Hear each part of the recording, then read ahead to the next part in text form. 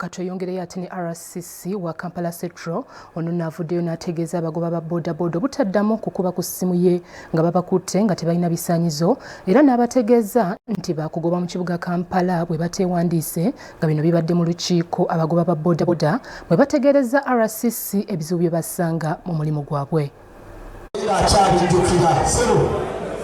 RCC wa Kampala Central Hajindidde Yasin alabudde abagoba ba bodaboda mu Kampala obutaddamu kumukubiranga amasimu nga bakwatiddwa olw'obutaba na bisaanyizo nga bakola omulimu gwabwe. RCC era ategeezezza nti mu division ya Kampala Central enteekateeka y'okuwandiisa ba bodaboda anagibuusa amaaso agenda kugobwa mu Kampala. Bino mubaka w'omukulembeze w'eggwanga abyogeredde mu Kampala waliko obligato mu lukiiko lw'aba bodaboda mu Kampala Central gy'abadde asinkanidde aba boda bonna nga bamuloopera ebizibu bye basinga okusanga mu mulimu gwabwe. Akasimu nti bannange mutuufu obuzibu mbukoze eki mbufunye kuba ne bw'onankubira oli omu mwenna munaaba mukubira nze teebereza nnina abantu babika mwenna munankubira nze nga mufunye ebizibu. Have one voice. Mufuneki. Ababodaboda baweereddwa omukisa okwanja ebibaluma nga abasinze babadde balaajanira RCC ku bikwekweto ebisusse ku nguudo naddala lwa Namirembe wamu n'ebizibu ebirala. Bwe nkola ensobi ntono nnyo ku kkubo sirikale aba yamaze dda okunkwata. Aba yamaze dda okunkwata nga musajja n'omugamba ssebo ndi mukyala nkwata nga yakuwanise ddagulu yakujja edda ku ppiki.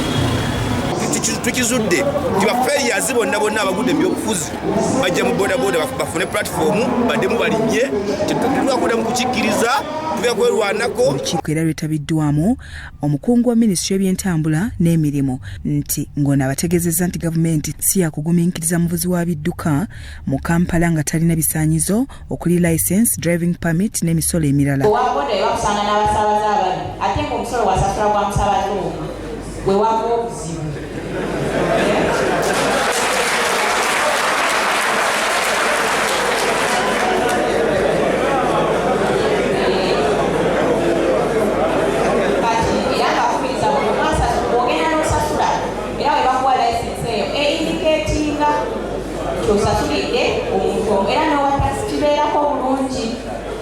Kati y'omukungu wa poliisi nga kino kye kimu ku bitongole aba bodaboda kye balumiriza okubatulugunya buli kiseera ayogeddeko gye bali naye n'alambulula engeri aba bodaboda gye balina okweyisaamu.